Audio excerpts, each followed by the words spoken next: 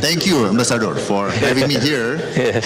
and also for Governor of National Research Institute, Pak Wibawanto, Vice Governor, Lieutenant General Fadila, and also my colleagues from the IKAL Strategic Center sent by Pak Agum and Professor Gumilar, Ibu Nita, and also Irjen Paulus Winarto.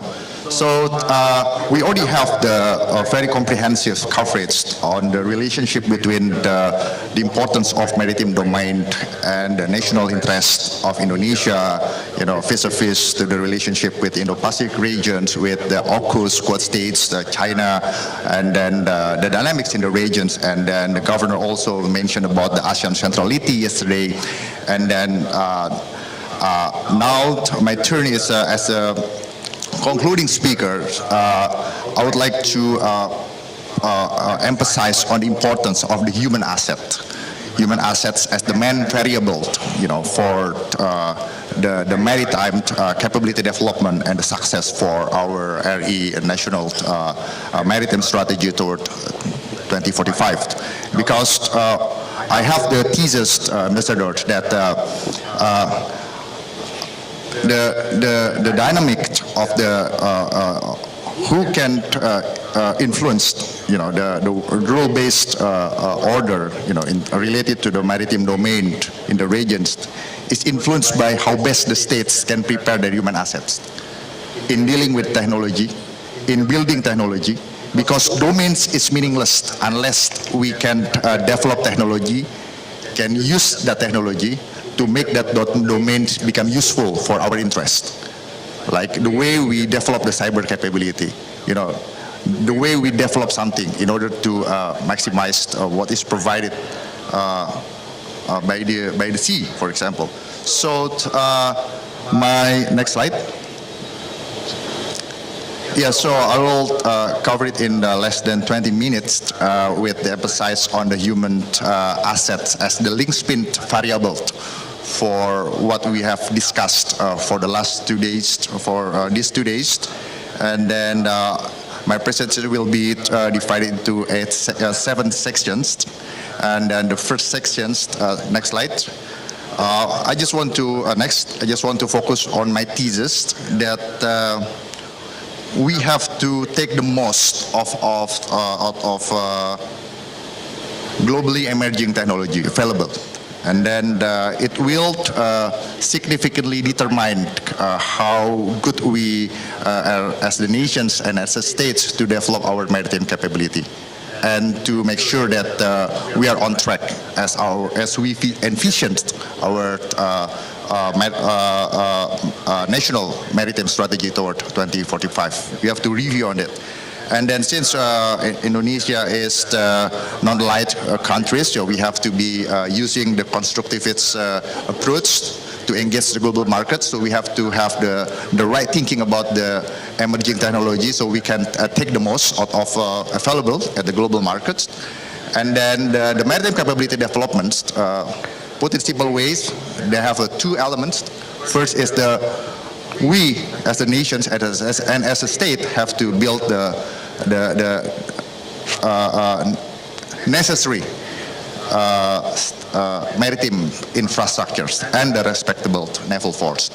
And then we have to make sure that our national maritime strategy toward 2045 is always on check by checking on the quality of human assets that we have.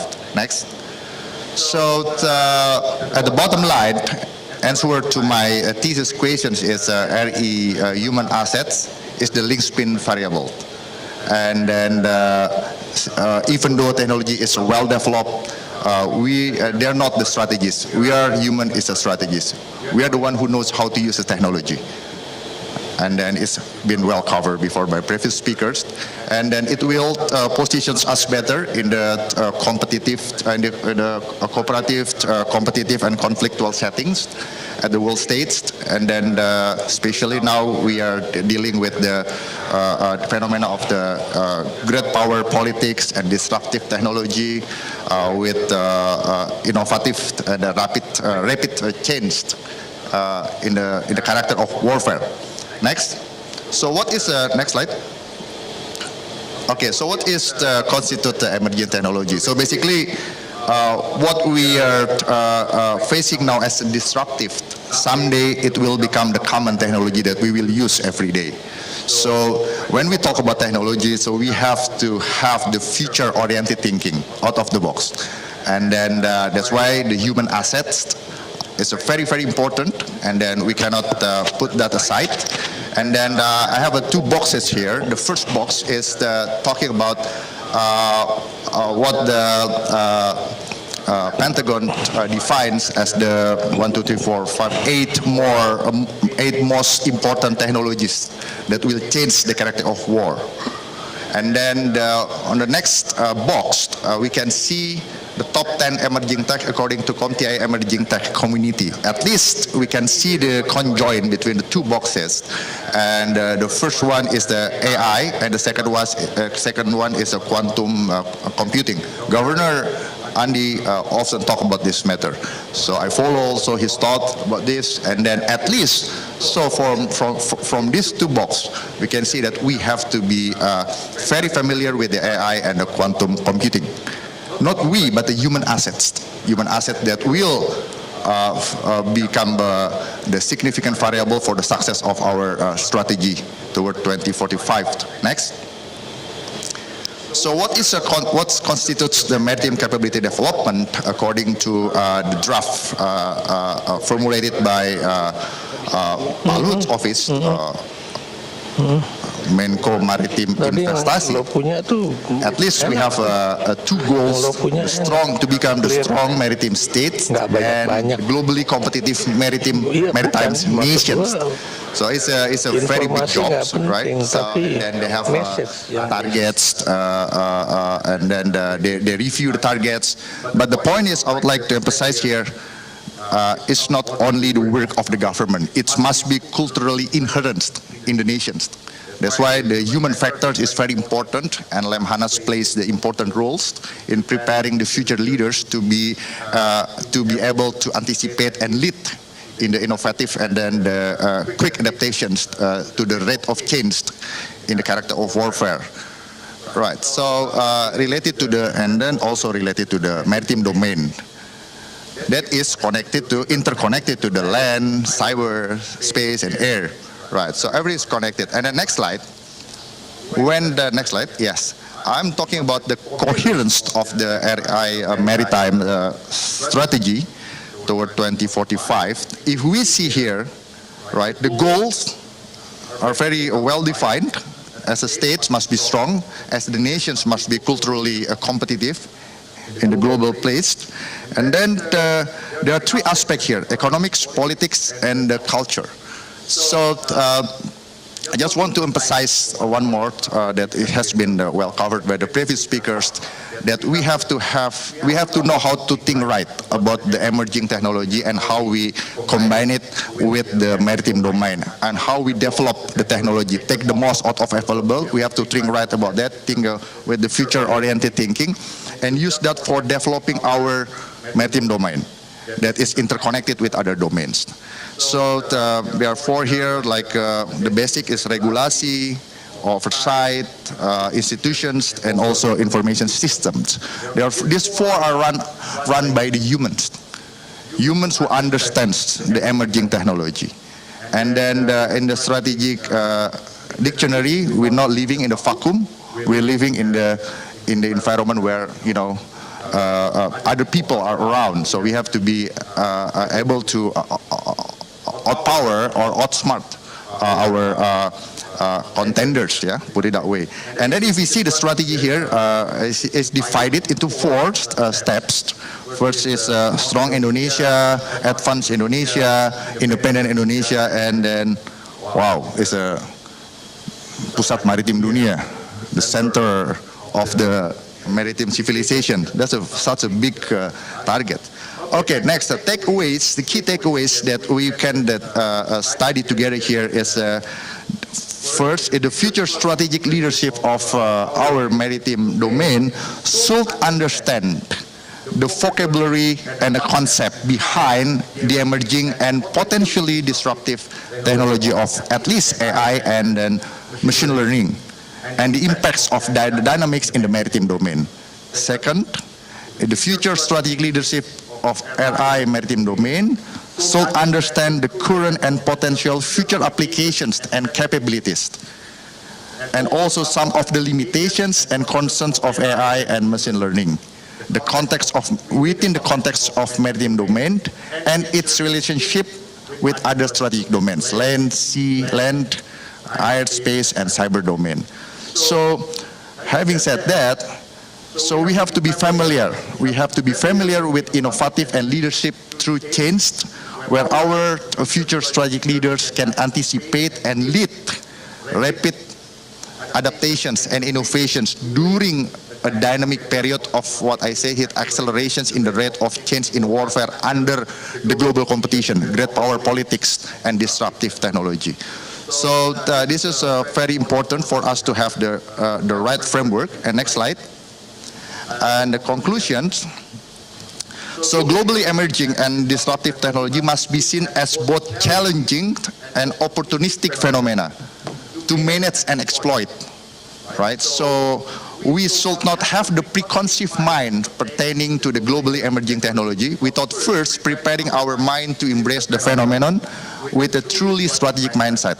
Critical, thinking in time, synthesis, systemic, creative, and then also futuristic. We have to develop this culture, and then I think as I'm representing here the IKAL Strategy Center, so I'd like to recommend we need to reframe our ways to educate our future strategic leaders and relative to what China, NATO, Quad States, and FPDA, the Five Eyes, and also AUKUS are doing. So I think this is the roles that Lemhanas and then IKAL Strategy Center can do together to support each other. And then as the recommendations, next slide, I have next. The cognitive wise and also the institutional wise. The cognitive wise is we need to deepen our understandings of the implication of disruptive and future tech for adversary, contenders, and also ourselves relative to other countries. Next, we have to introduce the current evolution of AI and ML, machine learning, and its challenge, limitation, and vulnerabilities we have to analyze, and also global competition on quick development of AI for both economic development and military dominance. And then the third one is we have to know how to position AI, machine learning, within larger strategic landscape of securing our national interest. And then and maybe we can become one of the leader in the niche market of the certain technological, certain emerging technology, ya Pak, ya. So, and then the fourth one is we need to, in the educational setting and also in the public discourse, we need to stimulate thinking and debates about, about the potential bias and then the positive aspects, issue of AI and machine learning as a disruptive technology that later on will become the common technology we will use. And then in terms of organizational-wise, next slide, I recommend maybe we can create a joint AI center, a synergy between Lemhanas and then like a coordinating Ministry of Maritime and Investment Affairs with the MOD, with Ministry of Defense, with Cyber Agency, yeah, with the Quad Helix, with the community stakeholders, academic stakeholders, government stakeholders, and also with the business stakeholders, stakeholders, to coordinate efforts in using machine learning and other AI applications to maintain a comparative lethality and efficiency edge over other nations in terms of economic and military capabilities, right? And then the first sub-point of it is this topic are the topics or the tensions of future strategic leaders. We have to be serious about this. And the next one is the AI and the machine learning is an integral part of our lives already, and its ubiquity will only increase. Right, so we have to keep evaluating this development, and then to augment our ability to defend our national interest.